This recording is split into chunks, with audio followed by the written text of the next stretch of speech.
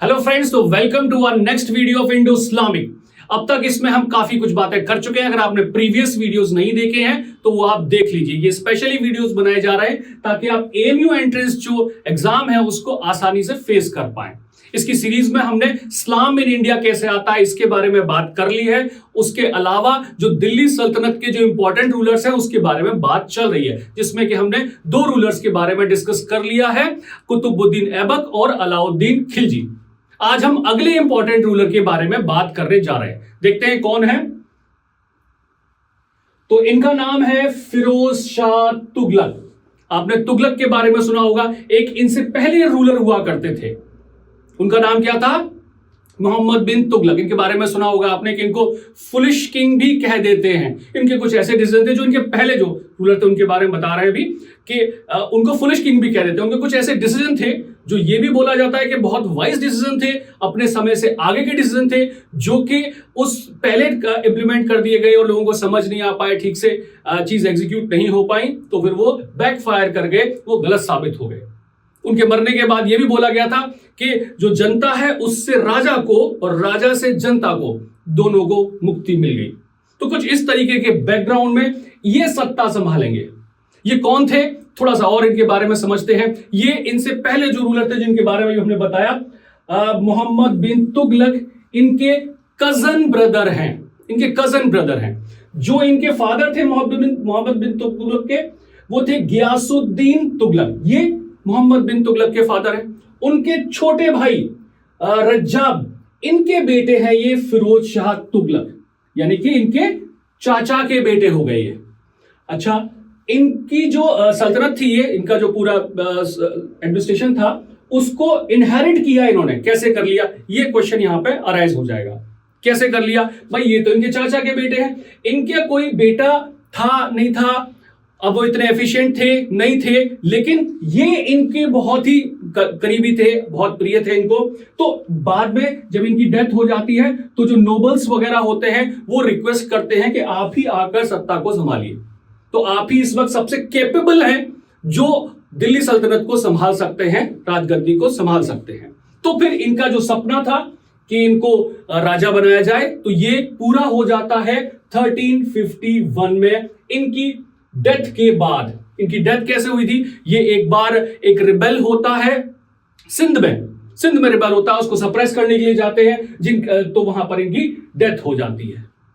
फिरोज शाह तुगलक के लिए एक बात कही जाती है कि ये बहुत अच्छे भी थे कुछ चीजों में, और एक इनएफिशिएंट पर्सन भी थे, या एक इनएफिशिएंट मिलिट्री कमांडर थे। अपनी जो मेंटेन करना था, एक्सपेंशन करना था, उस सबकी सेंस में कुछ चीजें इनको लकीली बहुत अच्छी मिल गई।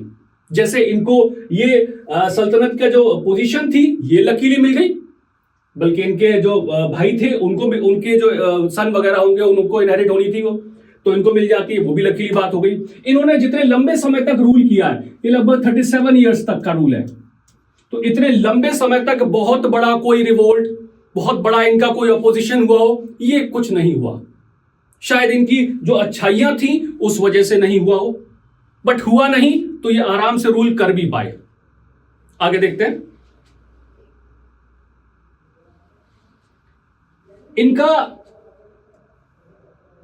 असेसमेंट ऑफ रेवेन्यू यहां से शुरुआत करते हैं। हर जो राज्य है, हर राजा है, उसको चलाने के लिए, अपने राज्य को चलाने के लिए, एडमिनिस्ट्रेशन चलाने के लिए रेवेन्यू सिस्टम की जरूरत होती है। तो इन्होंने कुछ उसमें रिफॉर्म किए थे, इनके टाइम पर हुए थे। तो इन्होंने एक पर्सन को अपॉइंट किया था जिसका नाम था ख्वाजा हिसानुद्दीन। इन्होंने क्या कहा? इन्होंने कहा कि आपको जो रेवेन्यू है वो फिक्स्ड मिलना चाहिए, इतना रेवेन्यू आपके पास होना ही चाहिए। तो इन्होंने खालसा लैंड, ये क्या है अभी बताते हैं आपको। खालसा लैंड का मतलब है जो गवर्नमेंट की लैंड थी, यानी कि गवर्नमेंट ने जिस लैंड पर कंट्रोल कर रखा है, जो उनके नाम से है, वो वाली लैंड, उस पर और जो लोगों के पास लैंड है, तो ये सारा कुछ मिलाकर लगभग इतना 6 करोड़ 85 लाख 6 करोड़ एंड 85 लाख टंकाज के बराबर जो है आपके पास रेवेन्यू आना चाहिए। ये कह रहे हैं ये साहब ख्वाजा हिसानुद्दीन, इतना आना चाहिए। अच्छा, टंकास क्या है? ये सिल्वर कॉइन्स हैं, तो इतने सिल्वर कॉइन्स के बराबर आपके पास आना चाहिए। फिक्स्ड कर दिया इसको, तो फिक्स तरीके से लिया जाएगा। इससे बहुत परेशानी भी हो रही थी, लेकिन आगे देखते हैं। अच्छा, इस सिस्टम को कैसे और डीपली कैसे एग्जीक्यूट किया जाएगा? तो वो अलग अलग तरीके के कुछ टैक्सेस थे जो इन्होंने अपने यहां लागू कराए। इसमें एक टैक्स था खराज, इसको बोलते थे खराज। आपको ये ऐसे ही प्रिपेयर करना पड़ेगा। ये लगभग है 1/10 ऑफ द प्रोड्यूस जो भी एग्रीकल्चर वगैरह में हो रहा है उसका 1/10 जो है वो एज अ खराज टैक्स जो है देना पड़ेगा। आपको ध्यान हो, अगर आपने पिछले वीडियोस देखे हैं तो उसमें अलाउद्दीन खिलजी ने ये 50% लगाया हुआ था। बहुत ज्यादा टैक्स था, इनके यहां टैक्स काफी कम था। तो रिलैक्सेशन है, कुछ चीजें बेटर हैं comparatively to Alauddin Khilji in terms of tax. अच्छा, अगला जो टैक्स है वो था ज़कात। ये क्या था? ये लगभग 2.5% होता है, इससे ज्यादा किया जा सकता है। ये एक तरीके से सिर्फ मुस्लिम्स पर लगने वाला टैक्स है। बताते हैं इसके लिए कि ये कुछ दान है कि जो मुस्लिम्स है, जैसे ईद वगैरह का समय होता है तो उसमें आपका जो भी इनकम है उसका एक पर्टिकुलर पोर्शन आपको जो है जरूरतमंदों को जो है दान देना चाहिए। तो ये उस तरीके का टैक्स है जिसको कि रिलीजियस कामों के लिए इस्तेमाल किया जाएगा, तो ये मुस्लिम्स को देना होता था। इसके अलावा देखते हैं एक और टैक्स है, दैट इज खम बोला जाता है इसे, और ये लगता था 1/5 ऑफ बूटी। ये दोनों ही टर्म्स को हम समझेंगे। बूटी का मतलब है जो भी लूट का जो सामान मिलेगा या लूट से जो संपत्ति मिलेगी, वेल्थ मिलेगी वो। तो अगर कहीं पर मिलिट्री कैंपेनिंग हो रही है, एक्सपेंशन हो रहा है और वहां से कुछ सामान मिल रहा है, कुछ वेल्थ मिल रही है, तो उसका 1/5 जो है वो दिया जाएगा किंग को और बाकी जो बचेगा वो बांटा जाएगा सैनिकों में। पिछली वीडियो में भी हमने इसके बारे में बताया था। तो अलाउद्दीन खिलजी ने इसका उल्टा कर दिया था कि 1/5 बांटा जाएगा और जो बचा हुआ है वो जो है राजा को मिलेगा, यानी कि मेजर पोर्शन राजा को मिल जाएगा। लेकिन यहां पर नहीं, 1/5 ही मिलेगा राजा को और बाकी सैनिकों में बटेगा। तो ये भी एक टैक्स था। इसके अलावा एक और टैक्स है जो बहुत फेमस हो रहा है, वो है जजिया। जजिया भी अप्लाई कराया जा रहा है इनके द्वारा। जजिया में क्या है? ये फर्क हो सकता है 2.5 से 6%, 7% तक, डिपेंडिंग कि किसी की फाइनेंशियल कंडीशन कैसी है। अच्छी कंडीशन है तो ये टैक्स बढ़ भी सकता है, वीक है अगर कोई फाइनेंशियली तो ये टैक्स कम भी लग सकता है। और ये जो टैक्स लगता था, ये टैक्स था नॉन मुस्लिम्स पर लगने वाला टैक्स, कि अगर आप मुस्लिम नहीं हैं, आपको हम रहने दे रहे हैं अपने यहां, हम आपको सुरक्षा दे रहे हैं, हम और आपको ये अलाउ कर रहे हैं कि आप अपने फेथ के हिसाब से पूजा पाठ वगैरह वो सारे जो है प्रैक्टिस कर सकते हैं अपने रिलीजन और कल्चर की, इसलिए आप हमको टैक्स दीजिए। तो ये वो टैक्स है, जजिया बोला जाता है इसको कॉमन लैंग्वेज में। और ये वुमेन और चिल्ड्रन पर नहीं लगता था। ये जो कुछ टैक्सेस हैं ये इनके पहले तो ब्राह्मण्स पर नहीं लगते थे, लेकिन इनके टाइम पर ब्राह्मण्स पर भी ये टैक्स एप्लीकेबल हो जाते हैं। और देखते हैं इसके बाद हम देखते हैं कुछ इन्होंने अच्छे काम जो किए, जिनकी हमने अभी वीडियो की शुरुआत में बात की थी। उसमें से कुछ थे इरिगेशन के वर्क। अच्छा, इरिगेशन का भी एक टैक्स लिया जाता था। शायद एक टैक्स हम मिस कर रहे हैं, दैट इज, चलिए हम बता देते हैं आपको ऐसे ही, वो था गार्डन टैक्स। गार्डन टैक्स में क्या था कि इन्होंने बहुत सारे गार्डन्स बनवाए थे जिसमें कि फल वगैरह भी लगेंगे, फूल वगैरह भी लगेंगे और बहुत सारा अच्छा सा जो है मेंटेन होगा, बगीचे वगैरह मेंटेन होंगे और वहां से जो फल आएंगे उनसे भी कमाई होगी, या फिर कोई घूमने वगैरह जाता है वहां पर तो उनसे भी टैक्स वसूला जाएगा। ये अगला एक और यहां पर टैक्स हुआ करता था। अच्छा, और यहां पर बताया हमने इरिगेशन से भी टैक्स लिया जाता था। इरिगेशन से टैक्स कैसे और क्यों? इरिगेशन होता है खेत वगैरह को, जो इनके फील्ड्स हैं एग्रीकल्चर में, उनको पानी वगैरह लगाने की सुविधा प्रदान करना। तो इन्होंने क्या किया था, बहुत अच्छा काम किया था कि कैनाल्स का अरेंजमेंट कराया था। कैनाल्स यानी कि नदियों वगैरह को कनेक्ट कराना, वहां से कुछ वो खुदवा कर लेके आना ताकि खेतों तक और बहुत लंबी दूरी तक पानी की जो सप्लाई है उसको इंश्योर किया जा सके। तो वो जो पूरा कैनाल्स का सिस्टम बनवाया इन्होंने, उसकी वजह से जिसको जितना उससे बेनिफिट हो रहा है, किसी के पास बहुत ज्यादा लैंड है वहां से पानी ले रहा है तो उसको ज्यादा टैक्स देना है, कम ले रहा है तो उसको कम देना है। तो ये अगला टैक्स था जो लिया जा रहा था। इसमें जो अच्छी चीज हुई वो कुछ इन्होंने कैनाल्स बनवा दिए। जैसे एक लॉन्गेस्ट कैनाल है जो कनेक्ट करती है जमुना को हिसार से, जमुना को हिसार से कनेक्ट करती है, लॉन्गेस्ट है 150 माइल्स इसकी लेंथ है। इतनी लंबी कैनाल ये बना दी जो कि लॉन्गेस्ट है इनके टाइम की।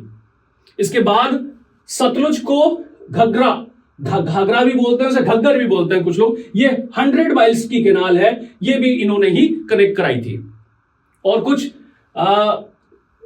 मांडवी और सिरमौर हिल्स को कनेक्ट करा रही है हिसार से, ये अगली कैनाल है। इसके अलावा जो घग्गर है, इसको फिरोजाबाद से कनेक्ट कराने वाली ये चौथी इंपॉर्टेंट बड़ी कैनाल है, जिसमें मेजर तो ये ऊपर की दो ही है। तो इन्होंने कैनाल सिस्टम बहुत अच्छा यहां पर डेवलप कराया था, जिससे कि इरिगेशन अच्छी हो सके और फसल अच्छी मिलेगी, तो फिर टैक्स भी बेटर मिलेगा। आगे देखते हैं, इनके कुछ नोटेबल काम हैं, कुछ बहुत अच्छे काम हैं, कुछ इंपॉर्टेंट काम हैं जो कि हमें देखने चाहिए।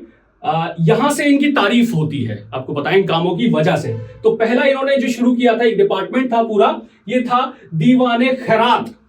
दीवाने खैरात, इसमें क्या है, यहां पर ग्रांट्स दी जाएंगी, यानी कि लोन तरीके से, लोन नहीं कहना चाहिए, दान दिया जाएगा या शादी वगैरह कराई जाएंगी जिन लड़कियों की शादियां नहीं हो रही हैं या फिर जिनको पैसे की जरूरत है और इसकी वजह से उनको शादियां वगैरह नहीं हो पा रही हैं, तो यहां पर उनको उस तरीके की हेल्प प्रोवाइड करी जाएगी। इसको आप एक तरीके का मैरिज ब्यूरो भी कह सकते हैं। तो ये उनके टाइप पे काफी चला करता था। इसके अलावा जो अगला डिपार्टमेंट है वो है दारुल शफा। दारुल शफा क्या है, ये कुछ हॉस्पिटल्स तरीके की जगह है जहां पर के ट्रीटमेंट प्रोवाइड होगा। अब ट्रीटमेंट, जो अब गरीब लोग हैं, बहुत गरीब लोग हैं, इनको फ्री जो है ट्रीटमेंट प्रोवाइड होगा, मेडिसिन भी फ्री प्रोवाइड होंगी। इसके अलावा जो जिनके पास थोड़ा बहुत पैसा है वो यहां पर पैसा भी दे सकते हैं या उनसे ले लिया जाएगा थोड़ा बहुत पैसा, लेकिन बेसिकली जो ट्रीटमेंट है वो इस हॉस्पिटल में इनके द्वारा फ्री प्रोवाइड होगा। अच्छा, आगे देखते हैं, ये इन्होंने सराय का भी कंस्ट्रक्शन कराया था। सराय क्या होती है? सराय शब्द आज भी इस्तेमाल होता है, अगर कोई भी होटल अगर वगैरह अपना खोलता है तो उसका रजिस्ट्रेशन सराय कानून के तहत किया जाएगा। तो सराय एक तरीके से होटल है या यूं कहें कि धर्मशाला वगैरह है, तो रुकने की जगह। तो चाहे कोई टूरिस्ट है या इनकी सेना वगैरह एक जगह से दूसरी जगह कहीं शिफ्ट कर रही है, तो रुकने के लिए जगह वो इन्होंने कंस्ट्रक्ट करवाई थी। तो लगभग 200 सराय का जो है एक्सप्लेनेशन मिलता है कि इन्होंने करवाई थी, कंस्ट्रक्ट कराई थी। और देख लेते हैं, इन्होंने ग्रांट्स करी थी सफरर्स को। बहुत अच्छा इंपॉर्टेंट अच्छा पॉइंट है ये।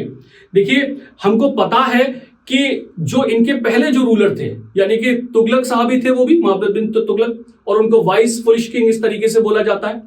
और उन्होंने क्या किया था, उन्होंने जो दिल्ली थी उसको शिफ्ट करने के लिए, यानी कि जो कैपिटल है उसको शिफ्ट करा था नीचे दौलताबाद तक के लिए। अगर हम बता दें आपको मैप के थ्रू भी, तो साउथ क्योंकि कंट्रोल कम रह पाता था, यहां कहीं दौलताबाद है, तो दिल्ली से दौलताबाद शिफ्ट कराई थी उन्होंने कैपिटल। जो दिल्ली कैपिटल है उसको कहीं 1327 में शिफ्ट कराते हैं, और फिर क्योंकि यहां पर उनको कुछ ठीक नहीं लगी चीजें, इसलिए वापस 1335 में दोबारा दिल्ली के लिए शिफ्ट करा देते हैं।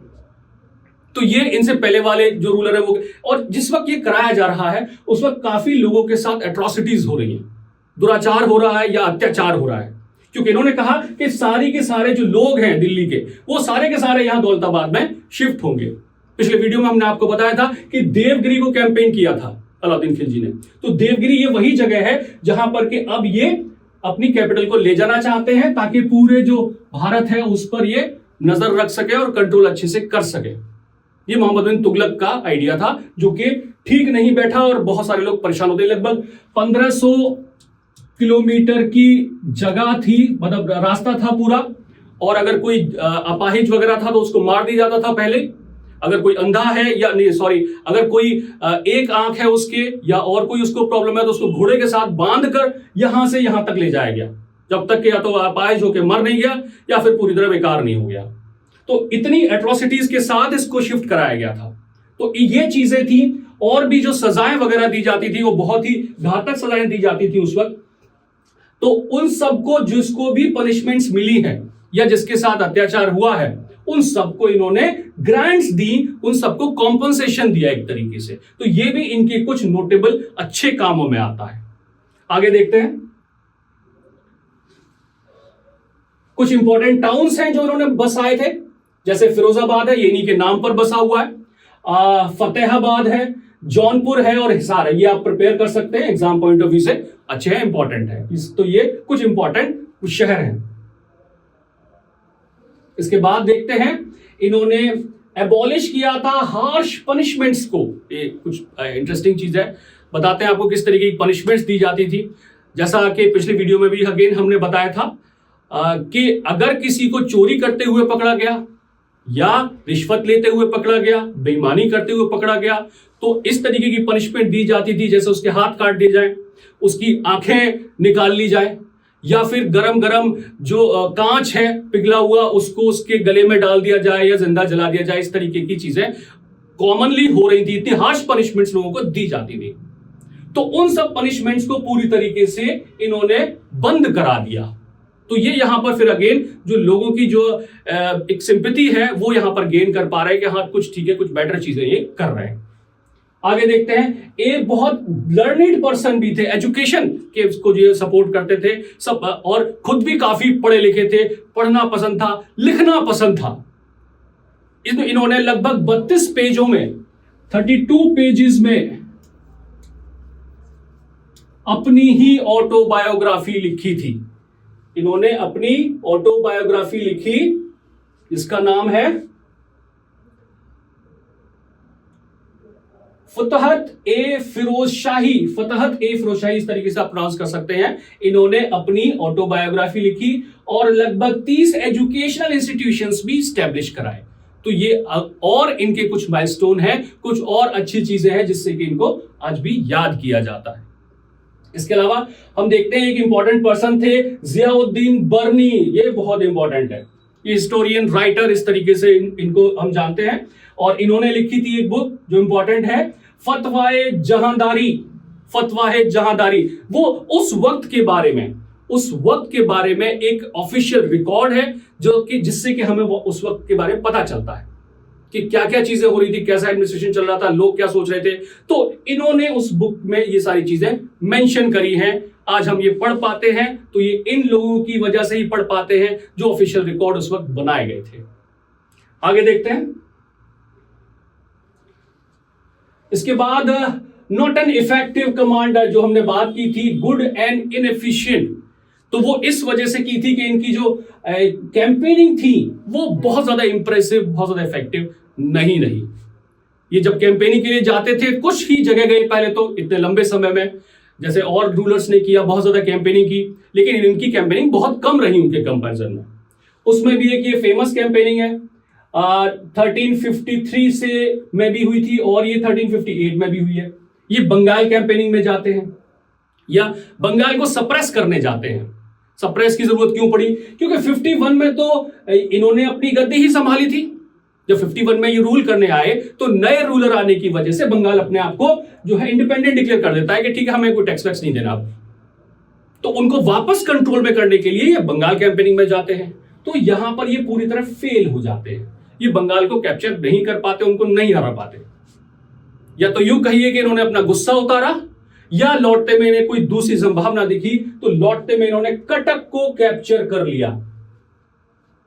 कटक को तो कैप्चर कर लिया लेकिन बंगाल इनके कब्जे में नहीं आया। बंगाल पर दोबारा से इन्होंने अटैक किया 1358 में, लेकिन फिर भी दोबारा से बंगाल इनके कब्जे में नहीं आया। तो इन्होंने बेसिकली उस पूरे इलाके पर ही रूल करते रहे, कंटिन्यू करते रहे, जो कि इनको प्रीवियस रूलर से मिला था, इनहेरिट हुआ था। और देखते हैं इन्होंने कुछ और चीजें की थी एज अ मिलिट्री कैंपेन। तो इन्होंने डिस्ट्रॉय कर दिया था जगन्नाथ टेम्पल को। जगन्नाथ टेम्पल को पूरी तरह इन्होंने डिस्ट्रॉय कर दिया था। और क्या किया था, राजा ताजनगर को जो है, जो उड़ीसा के थे, इनको ट्रिब्यूट देने के लिए, यानी कि गिफ्ट्स वगैरह देने के लिए, टैक्स देने के लिए जो है मजबूर कर दिया था। असल में इन्होंने अटैक किया था तो उन्होंने इनसे कहा था कि नहीं, आप जो है वो सब मत करिए, हम जो है आपको टैक्स वगैरह दे दिया करेंगे।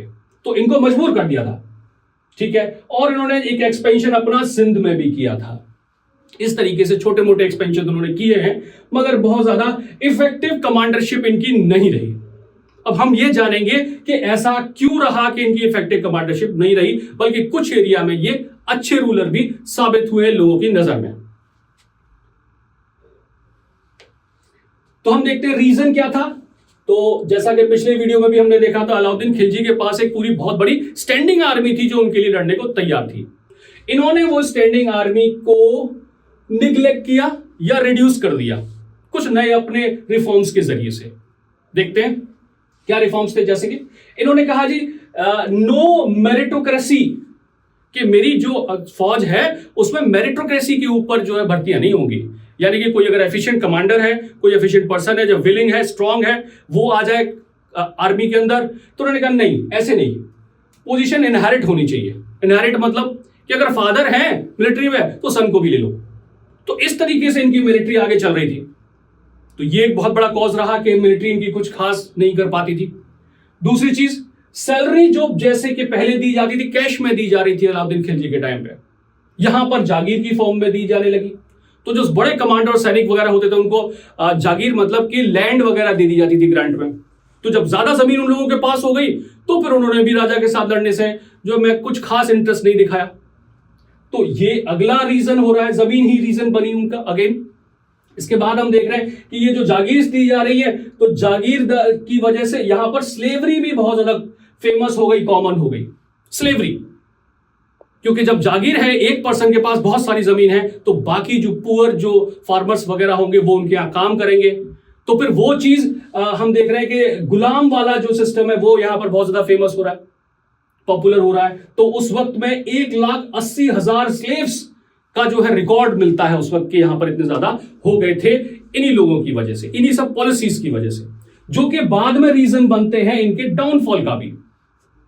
तो तुगलक साहब के डाउनफॉल का रीजन बनेंगे यही स्लेव बन जाएंगे जो अब यहां पर परेशान हो रहे हैं। और देखते हैं इनके बारे में कुछ और बात। ये अल्कोहलिक थे, शराब बहुत पिया करते थे।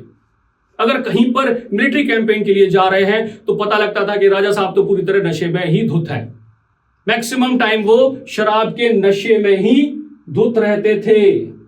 ये अगला इनका एक फीचर कह लीजिए या इनकी आदत कह लीजिए। आगे देखते हैं और इनके बारे में। रिलीजन से रिलेशन इनका क्या था, रिलीजन में कैसी चीजें थी, देखते हैं। तो इन्होंने इनकरेज किया था कि सबसे ज्यादा कन्वर्जन हो। क्यों? जबकि इनकी खुद की जो मदर थी वो एक हिंदू लेडी थी। इनके फादर के बारे में हमने आपको बता दिया, लेकिन इनकी जो मदर थी वो एक हिंदू लेडी थी। एक बार ये ऐसी शिकार के लिए जा रहे होते हैं तो एक गुज्जर लेडी जो है इनको दिखती है और जो उनको पसंद आती है, और इनका बाद में उनसे शादी हो जाती है। उनका नाम भी गुजरी कह के करके ही अभी तक जो रिकॉर्ड में मेंशन्ड है वो यही है, गुजरी, गुज्जर थी वो। तो बेशक इनकी जो मदर थी वो एक हिंदू थी, लेकिन फिर भी इन्होंने कन्वर्जन को प्रमोट किया। जैसा कि हम टैक्सेस वगैरह से देख पाते हैं कि टैक्सेस जो है हिंदूज को अलग से देने हैं, नॉन मुस्लिम्स को मतलब अलग से देने हैं। तो ये चाहते थे कि जितने भी जो नॉन मुस्लिम्स हैं वो कन्वर्ट हो जाएं मुस्लिम्स में, इनको ऐसी सिचुएशन दे दी जाए। तो जो भी टैक्स नहीं दे पाता था वो ज्यादातर इजी पैसेज ले लेता था कि ठीक है हम इस्लाम को अडॉप्ट कर लेते हैं ताकि हमें टैक्स ना देना पड़े। तो इनके टाइम में ये चीज काफी देखी गई। इसके अलावा ये ऐसे पहले सुल्तान थे who accepted predominance of Islamic laws। मतलब कि अलाउद्दीन खिलजी के बारे में बात करेंगे तो वो इस्लाम को और जो उनका रूल चल रहा है इनको अलग अलग रखे हुए हैं, काफी कुछ अलग रखा। उन्होंने इवन शरीयत का ये कानून भी नहीं माना कि राजा को कितना हिस्सा मिलना चाहिए लूट का और बाकी जो सैनिक हैं उनको कितना मिलना चाहिए, उन्होंने उसको रिवर्स कर दिया। इन्होंने वो सारी चीजें मानी। साथ ही ये उलेमास वगैरह के इंस्ट्रक्शंस को बहुत मानते थे, वैल्यू देते थे। जैसा कि हमने कहा कि ये एजुकेटेड थे, लर्नेड पर्सन थे, पढ़ाई की भी कद्र करते थे और कहना चाहिए एक वर्ड इल्मदारों की बहुत कद्र करते थे, जिनके पास इल्म है, नॉलेज है। तो उलेमास के कंट्रोल्स के हिसाब से या उनकी विल के हिसाब से ये एडमिनिस्ट्रेशन चलाते थे। इस चीज के लिए इनका क्रिटिसिज्म भी होता था कि ये पूरी तरह उनके ही कंट्रोल में है और इनको वैसे बाकी चीजों का, पॉलिटिकल सिस्टम का वो सब जानकारी नहीं है, इसलिए मिलिट्री कैंपेन भी नहीं अच्छी करते ये, और ये जो जैसा उलेमास कहते हैं ये वैसे ही करते रहते हैं। अगर बात करें ये जिंदगी के आखिरी समय में क्या करते हैं, कैसा इनका समय होता है, तो इनके जो 2 बेटे होते हैं बड़े, उनकी डेथ हो जाती है किसी वजह से। तो ये अपने तीसरे बेटे को नॉमिनेट करते हैं कि वो इनकी पोजीशन को इनहेरिट करे। उसका नाम था मोहम्मद खान। तो मोहम्मद खान को इन्होंने कहा, इनहेरिट करने के लिए कहा कि जो राजा की गद्दी है वो उनको मिले। राजा नहीं कहना चाहिए, सुल्तान की जो गद्दी है वो उनको मिले, इनके तीसरे बेटे को। इसके अलावा इनके बारे में ये भी चीज है कि ये जब इनकी लाइफ का आखिरी दौर आ रहा था तो इनकी मेंटल हेल्थ खराब हो गई थी, या मेंटल बैलेंस इनका थोड़ा सा लूज हो गया था। ज्यादातर लोगों का हो जाता है, इनका भी हो गया था, तो बहुत ज्यादा अपने सेंसेस में नहीं थे। बट डेथ को लेके यही है इनके बारे में कि ये नेचुरल डेथ ही इनकी हुई, इनको किसी ने मारा नहीं, किसी कैंपेनिंग वगैरह ने, वो सब कॉन्स्पिरेसी वगैरह वैसा कुछ एविडेंस नहीं मिलते हैं। तो इनकी जो है नेचुरल डेथ होती है 1388 में। तो 1388 में इनका जो रूल है वो खत्म हो जाता है। तो ये बात थी एक और रूलर के बारे में जो इंपॉर्टेंट है एग्जाम पॉइंट ऑफ व्यू से। अगले वीडियो में एक और इंपॉर्टेंट रूलर के बारे में बात करेंगे। तब तक आप पढ़ते रहिए, लगातार मेहनत करते रहिए और एक्सपेक्ट करिए कि सबका सिलेक्शन हो जाएगा। Thank you.